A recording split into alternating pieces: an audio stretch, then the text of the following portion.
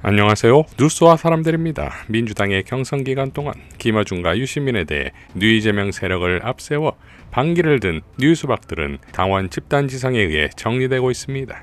고일석 언론인은 다음과 같이 밝혔지요. 이번 경선을 통해 민주당의 주권자이신 당원들이 바라는 것이 무엇이고 심판하는 것이 뭔지가 너무도 분명하게 드러났다.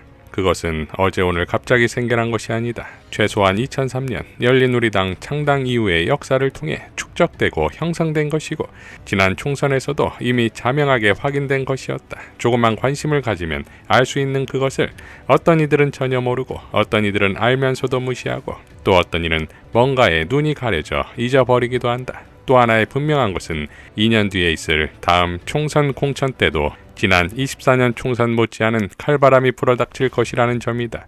특히 지난 총선 칼바람의 혜택으로 국회에 입성한 초선들이 주요 대상자가 될 것이다. 어지간히 정신 차리지 않고서는 그 칼바람을 절대로 피할 수 없을 것으로 보인다. 자, 가장 충격적이었던 건 김어준의 겸손은 힘들다 뉴스공장에 출연하지 않겠다는 거였는데 그야말로 코미디였습니다. 김어준을 보이콧한 정치인들은 끝까지 약속을 지키길 바랍니다. 자, 본선 들어가면 저희가 한두 번 더 모실 수도 있겠습니다. 네, 자주 불러주십시오. 예. 네. 만약에 이제 지지율이 큰 격차로 계속 유지되면 안 모시고요. 조금이라도 뭔가 불안한 징후가 있으면. 아니 어차피 마지막에 가면 붙을 겁니다. 그러니까 격차를 계속 유지해야 됩니다. 알겠습니다. 그래서 자주 불러주셔야. 자주 모시겠습니다. 자주 모시고 아직도 사실은 신인이시니까 네네. 그 여러 번 소개돼야 됩니다. 여러분들. 네네. 자, 그래서 오늘은 그러면 후보 확정된 후에 첫 번째 모시는 걸로 하고요. 앞으로 자주 모시겠습니다. 네, 감사합니다. 감사합니다. 네. 그래서 제가 뉴스공장에 출연을 한 덕분이 아닌가 하는 생각도 해봅니다.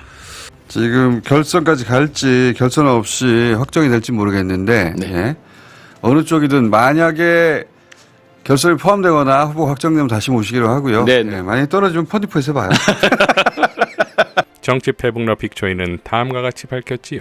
김민석 총리를 다시 살려준 것은 김어준이었다. 다스베이다에서 이례적으로 장시간 긴 시간을 주고 2002년 대선 이후 이야기를 다 하게 해주었다. 이때 김어준은 김민석의 호호는 모르겠지만 거의 20년 동안 저 이야기를 얼마나 하고 싶었겠는가. 이야기 정도는 들어줄 수 있잖아 하고 당원들이 어떤 일이 있어도 김민세는 용서가 안 된다고 했던 그 마음을 상당 부분 돌리게 된 것이다. 그럼 김민석을 배려해줘서 김어준에게 무슨 이익이 있었나? 오히려 지금 김민석한테 욕먹고 있는데 충북 신용환, 울산 김상욱은 뉴스공장 덕분에 무려 집권여당의 단체장 후보 자리까지 차지했다. 신용환, 김상욱이 국힘 버리고 백날 민주당으로 기순한들 뉴스공장 아니었다면 당원들 머릿속에 자리 1%라도 잡을 수 있었을까? 특히 신용환 후보는 국힘에서 10년 넘게 제대로 된 자리 하나 못 받아본 신세였는데 민주당 쪽에 오자마자 날개를 달게 되었잖아. 김민석이든 국힘 출신이든 들을 이야기 있을 때 그 시간을 주는 것, 이것이 김어준이 천명한 편파적이지만 과정은 최대한 공정하겠다의 실천인 것이다. 이런 걸 배워라. 상황이 이런데도 김어준 방송에는 출연하니 안 하니 하는 인간들아, 제발 그 결심 끝까지 지켜라. 너네 이야기 듣는 그 시간이 더 아깝다. 우리가 뭐가 아쉬워? 라고 일갈했습니다. 자, 유시민 작가의 경우도 마찬가지지요. 지난 탁현민의 더 뷰티풀에 출연한 유시민 작가의 발언을 보면 저들이 아무리 유시민을 제거하려 해도 불가능하다는 것을 알 수 있습니다.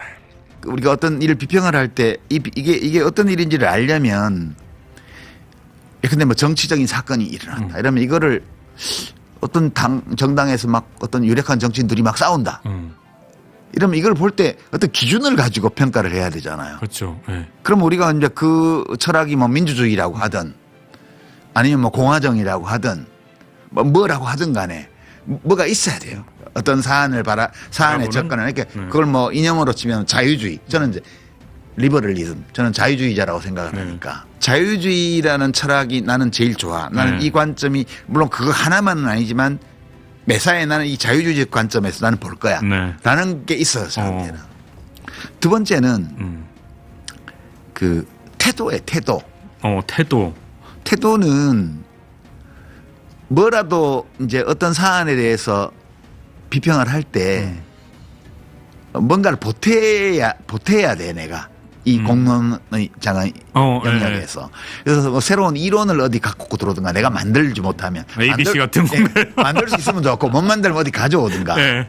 아니면 이미 존재하는 데이터인데 사람들이 여기에 써먹지 않거나 혹은 네. 모르고 있거나 네. 그 데이터를 가지고 오든가 또는 새로운 논리적인 해석의 관점을 가지고 오든가 뭐라도 있어야 돼요 이게.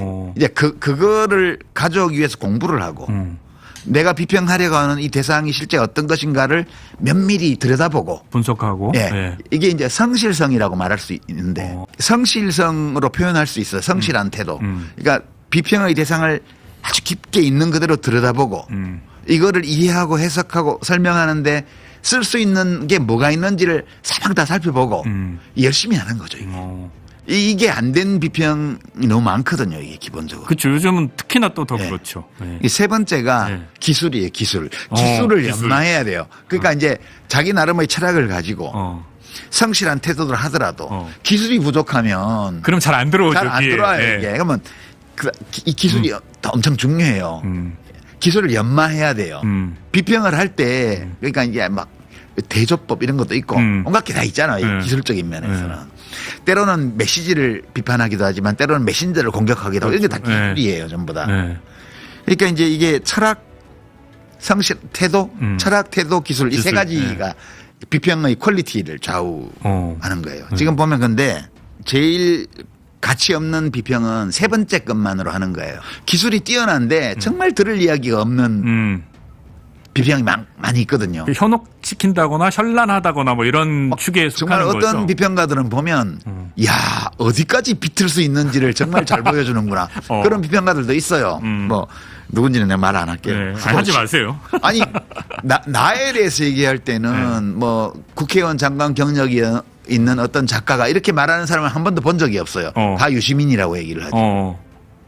그런데 왜 나는 자기들의 실명을 얘기하면 안 된다는 거지? 막 나보고 막 실명을 들어서 비평했다고 막 뭐라 하더라고. 네.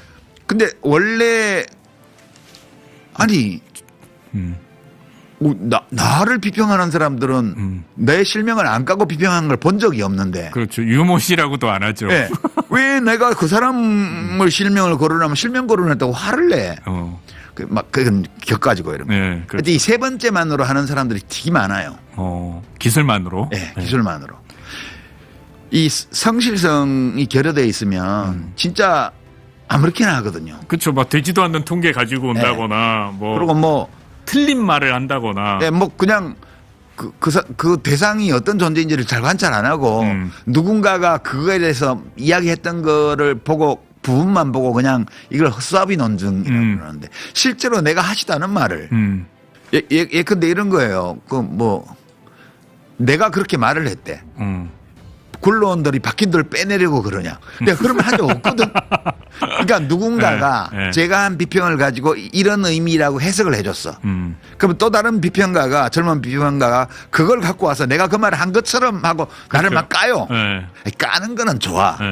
근데 내가 한 말을 가지고 까야지. 그럼요. 전혀 불성실한 거죠. 태도가 틀려먹은 거네요. 철학은 이게 뭐가 있으면 좋아. 알아볼 수 있으면. 그죠? 알아볼 수 있으면 저 사람은 철학적으로 나하고 이런 점이 다르구나. 그 맥락에서 이게 이렇게 비평을 하는구나. 오케이. 그러고 존중해 줄 수가 있죠. 근데 이게 뭔지 모르겠는 거예요. 비평을 하는데. 저 사람은 도대체 어떤 관점을 가지고 비평을 하는 거지? 어떤 철학에 입각해 있는지를 알아볼 수 없는. 그러니까 요즘 어떤 철학이 있냐 하면 이재명이 최고야 철학 있잖아요. 그렇죠. 의심스러우면 이재명의 이익으로 해. 이런 철학을 가지고 비평을 하는 사람들도 있어요. 이건 철학이 아니거든. 이상 뉴스와 사람들이었습니다. 시청해 주셔서 감사드립니다.